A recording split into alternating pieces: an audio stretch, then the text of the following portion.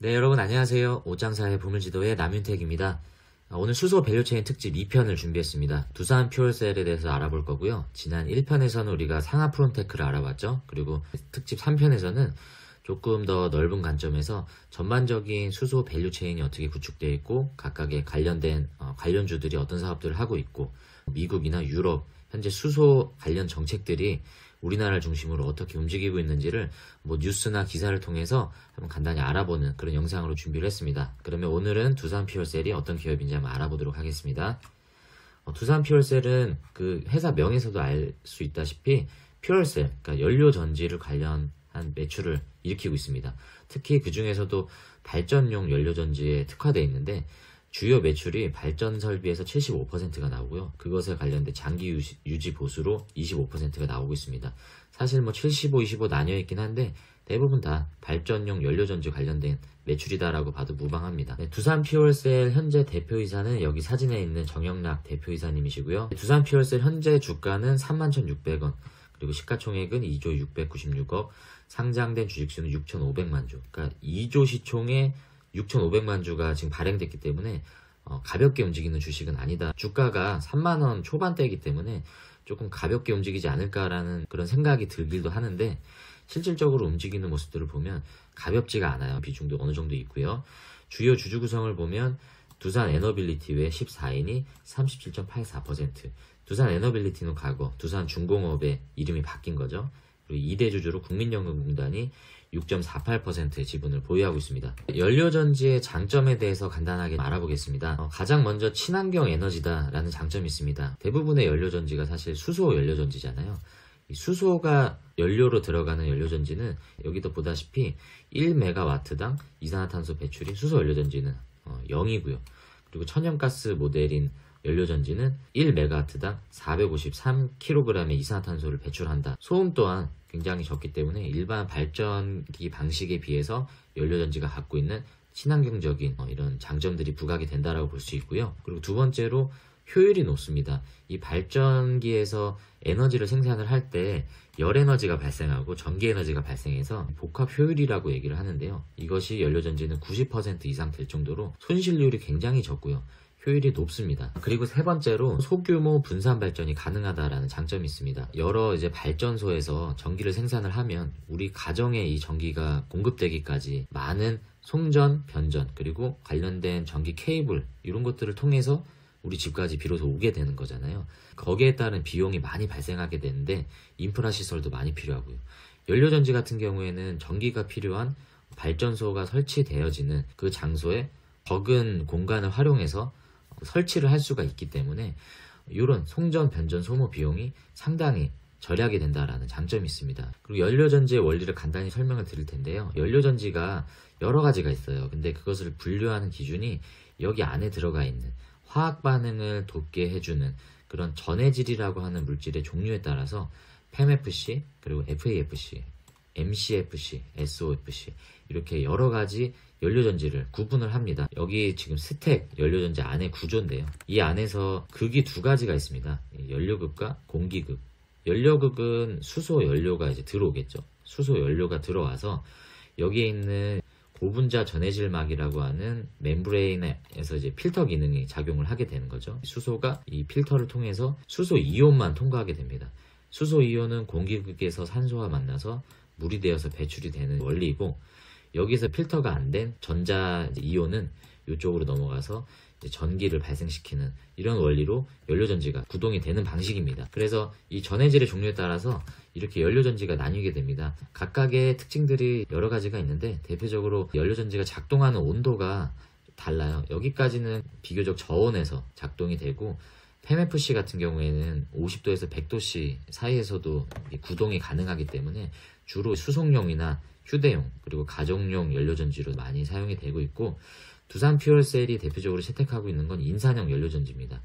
고체 산화물 연료전지는 작동 온도가 600도, 900도 굉장히 고온이기 때문에 일반 가정용으로 쓰기에는 여러 가지 제약 조건들이 있습니다. 이 SOFC가 사실 효율 면에 있어서는 가장 전기 효율이 좋습니다. 60% 이상 되는 전기 효율을 가지고 있기 때문에 효율이 가장 높은데 두산에서도 현재 SOFC로 기술을 다각화하고 있다라는 관점에서 접근을 하시면 좋을 것 같습니다. 그리고 또 한 가지 특징을 보면요, 이 연료전지의 특징을 구분하는 것 중에 촉매를 어떤 거를 쓰느냐에 따라서 나뉩니다. FEMFC, FEFC 같은 경우에는 백금을 쓰는데 용융탄산염은 페로브스카이트를 쓰고요. SOFC, 고체산화물 연료전지는 니켈을 사용합니다. 백금이 귀금속이잖아요. 그래서 백금이 비싸요. 요 두 가지는 이 백금 때문에 가격이 비싸다라는 단점이 있고, 요 고체산화물 연료전지는 니켈을 사용하기 때문에 이 니켈이 값이 좀 저렴합니다. 백금에 비해서. 그래서 저렴한 비용으로 높은 효율을 낼 수 있다라는 이런 부분들의 장점이 있지만, 작동 온도가 높기 때문에 기술 구현이 어렵다라는 그런 또 단점이 있습니다. 그래서 현재는 두산 퓨얼셀이 인산형 연료전지를 거의 주력으로 지금 사업을 하고 있지만, 앞으로 수송용 모빌리티 쪽으로 PEMFC도 기술 개발을 할 예정이고, SOFC 쪽도 선박용이나 여러가지 발전용 고효율 장비로 기술을 다각화하려는 로드맵을 가지고 있습니다. 두산 퓨얼셀이 현재 어떤 제품들을 만들고 있는지를 보면요, 얘네는 이 퓨어셀이라는 모델명을 써요. 그래서 퓨어셀 모델 400 하이드로겐. 요거는 수소 연료전지고, 요거는 천연가스를 활용해서 전기를 생산하는 연료전지, 그리고 요거는 천연가스와 LPG 두 개를 듀얼로 사용할 수 있는 이런 제품들을 만들어서 납품을 하고 있고요. 그리고 최근에 트라이젠이라는 모델을 만들었습니다. 트라이는 세 가지라는 거죠. 세 가지를 생성을 한다. 어떤 걸 생성하냐? 수소를 생성하고 전기를 생산하고 열을 생산한다. 천연가스와 LPG 원료를 통해서 연료전지를 가동을 했을 때 수소도 나오고 전기도 나오고 열도 발생시키는 에너지원으로 요 트라이젠을 현재 만들고 있습니다. 두산 퓨얼셀의 매출 실적을 알아보면요, 요게 3분기, 이번 2022년 3분기 실적인데, 과거 2021년 그리고 2020년 매출을 비교해보면 많이 좀 떨어져 있는 상태죠. 여기 보시면 비율이 아까 75대 25라고 했잖아요. 요 비율이 비슷했는데 여기 와서 50대 50으로 바뀐 이유가, 여기 발전설비 유지보수 매출이 늘었기 때문이 아니라 이 발전설비를 판매하는 수주가 저조했습니다. 4분기에 수주가 많이 몰려있는 상황이고요. 여기 기사에서도 보시다시피 올해 240메가와트 규모의 연료전지 공급 수주를 목표를 했는데 아직까지 44메가와트밖에 수주를 못했어요. 근데 최근에 열흘 만에 연간 수주 규모를 167메가와트까지 끌어올렸다. 매출이 4분기에는 많이 늘 것으로 보이고 있습니다. 두산 퓨얼셀이 매입하는 원재료의 비중인데요, MBOP는 메카니컬 밸런스 오브 플랜트라고 해서 수소를 개질하는 장비고요. 그리고 이 BOP는 인버터죠. 직류 전기를 교류 전기로 변환하는 그런 전력 변환 장치 관련된 부품을 이제 원재료로 매입을 하고 있는데, 이 보시면 하이에어 코리아에서 개질기를 주로 매입하고 있고, 데스틴 파워에서는 인버터, 전력 변환 장치죠. 그리고 두산 전자 비지에서는 전자부품, 전극 뭐 이런 걸로 추정이 됩니다. 그리고 JN L테크에서는 요 분리판을 주로 원재료로 매입을 하고 있습니다. 또 주요 매출처는 뭐 해마다 조금씩 바뀌긴 하는데요, 두산건설 쪽에서 이제 아무래도 좀 관련 계열사이기 때문에 많은 매출들이 좀 나오고 있고요. 그리고 SK 에코플랜트에서도 가장 많은 매출이 나오고 있습니다. 삼천리 ES에서도 매출이 적지 않게 이렇게 나오고 있고요. 그리고 기타는 뭐 여러 가지 중국 중심으로 한 해외 매출이라든지 뭐 여러 매출이 거의 절반 가까이 이렇게 나오고 있습니다. 생산이 가동률인데요, 작년 재작년에 보면 뭐 100% 이상 되는 이런 생산 가동률을 보이고 있고요. 올해 3분기엔 수주가 굉장히 적었기 때문에 작년에 비해서 가동률이 좀 떨어진 모습들을 볼 수 있습니다. 공장은 현재 전북 익산에 있습니다. 요거는 이제 점유율이에요. 국내 이제 시장 점유율인데, 지금 보시면 2020년에는 두산 퓨얼셀이 국내 시장 70% 점유율, 그리고 61% 점점 줄어들고 있습니다. 이게 줄어드는 이유는 아무래도 최근에 여러 회사에서 연료전지를 취급하는 경쟁사들이 많이 증가했다라는 부분들이고요. 올해 이게 3분기 영업 실적입니다. 보시면 작년 3분기 그리고 올해 2분기 실적 대비 영업이익이 계속 떨어지는 모습들을 좀 볼 수 있습니다. 매출도 계속 줄어드는 편이고요. 올해 같은 경우는 지금 4분기에 수주가 뒷부분에 밀려있기 때문에 감안하시고 보시면 좋을 것 같고요. 두산 퓨얼셀의 투자 현황과 앞으로 신사업 전망을 보겠습니다.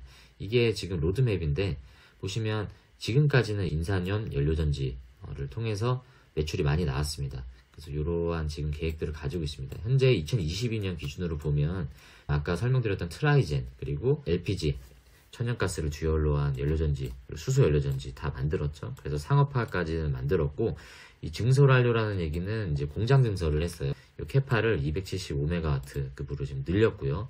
이미 공장이 완공이 됐습니다. 그리고 이후에는 탄소 포집 연계형 개발도 지금 진행될 예정이다. 고체 산화물 연료전지도 지금 계속 계획을 하고 있습니다.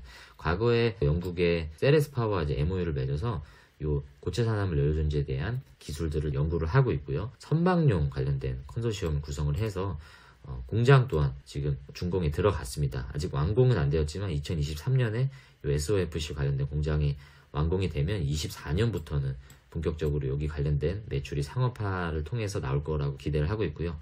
PEMFC, 이 모빌리티 관련된 파워팩 연료전지들도 지금 파트너십을 구축을 했어요. 그래서 앞으로는 지금까지의 인산염 연료전지의 주된 매출뿐만 아니라 고체 산화물 연료전지 그리고 PEMFC 관련된 매출도 다각화하겠다라는 전략을 가지고 있습니다.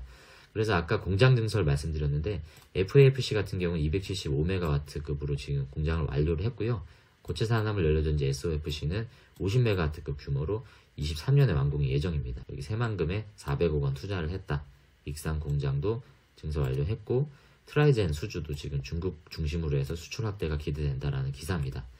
트라이젠은 아까 제가 세 가지가 나온다고 그랬잖아요. 수소, 열, 전기가 이제 나오는데 두산 퓨얼셀의 트라이젠을 활용을 하게 되면 전기는 이제 전기차 충전소에 그리고 수소는 SK 에너지와 MOU를 체결을 했기 때문에 여기에서 고순도 수소로 정제를 해서 판매하는 사업을 이 수소는 또 수소 충전소에 납품을 해서 매출을 일으키겠죠. 그래서 SK 에너지와 함께 이런 공동 사업을 지금 진행을 하고 있다라는 부분도 좀 눈여겨 보시면 좋을 것 같고요. 그리고 PEMFC도 지금은 하고 있지 않지만 앞으로는 다양한 모빌리티 관련된 연료전지로 이 PEMFC가 각광을 받기 때문에 두산 퓨얼셀도 이 부분에서 주목을 해서 두산의 자회사인 하이엑시엄과 미국의 발라드 파워 시스템즈와 MOU를 체결을 했습니다. PEMFC 사업도 지금 다각화하고 있고요. 그리고 선박에 들어가는 고체 산화물 연료전지도 영국의 세레스 파워를 통해서 MOU를 통한 기술 제휴를 하고 있습니다. 그리고 쉘, 한국조선해양, 하이엑시엄 컨소시엄을 맺었습니다. 여기 사진에 보이는 그 내용인데요.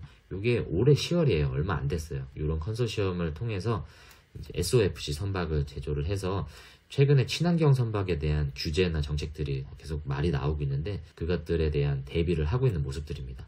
그럼 두산 퓨얼셀을 투자를 할 때 어떤 리스크가 있는가? 이 경영보고서에 두산 퓨얼셀에서 나온 것들을 좀 인용을 했습니다. 발전용 연료전지 시장이 한국 퓨얼셀이 지속적인 영업 손실을 내고 신규 수주 활동을 현재 멈췄대요. 그래서 두산 퓨얼셀과 블룸 SK 퓨얼셀 이 두 회사가 현재 양강구도로 재편되어 있다고 합니다.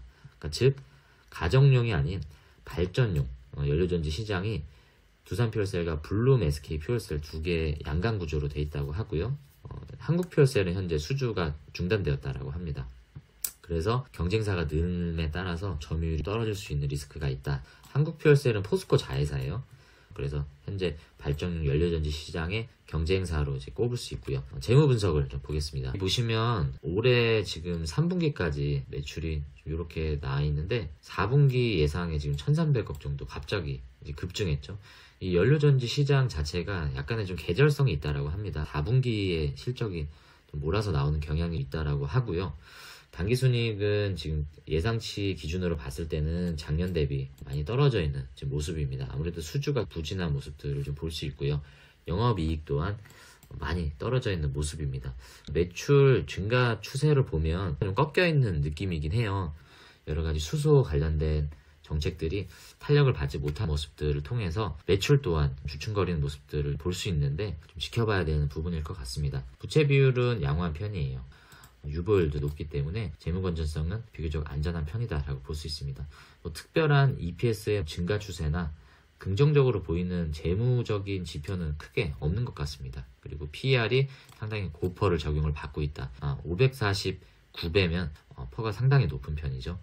네, PBR도 고퍼 적용을 받고 있습니다. 지금 올해 3분기 재무상태표인데요. 특징적인 걸 보시면 지금 매출 채권이 많이 늘었어요. 작년 3기 말 2021년 12월 기준에 지금 매출 채권보다 2배 가까이 늘었죠. 그리고 기타 채권도 상당히 많이 늘었고요. 재고자산, 그러니까 현재 팔지 못한 재고가 2배 이상 늘었습니다. 이건 3분기 기준이기 때문에 아까도 보셨다시피 수주가 4분기에 몰려있기 때문에 이 재고자산은 어느 정도 회전이 되지 않을까, 소진이 되지 않을까 라고 좀 생각을 하고 있습니다. 마지막으로 차트를 한번 보겠습니다. 요게 지금 12월 8일 종가 기준이에요. 제가 지금 자료를 준비하는 시점 기준으로 12월 9일 금요일 종가가 33,100원입니다. 여기에서 한 4% 넘게 올랐어요. 그래서 지금 요 정도 와 있는 선이고요. 고점 대비 조정을 어느 정도 지금 받고 있는 모습입니다. 그래서 바닥을 좀 확인하는 단계인 것 같다라는 생각이 좀 들고요. 52주 최저가가 23,650원이었는데 2달 전쯤에 바닥을 확인해서 이렇게 지금 상승하는 모습이 다소 좀 꺾여 있는 그런 모습입니다. 현재 61선, 121선을 일봉 차트에서 보면 지지하고 있는 모습이기 때문에 어떤 추이를 보일지 좀 계속 지켜보면 좋을 것 같고요.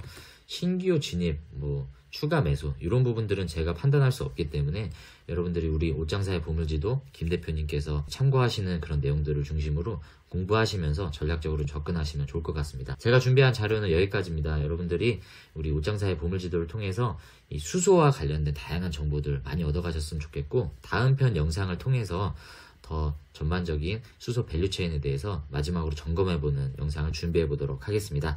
감사합니다.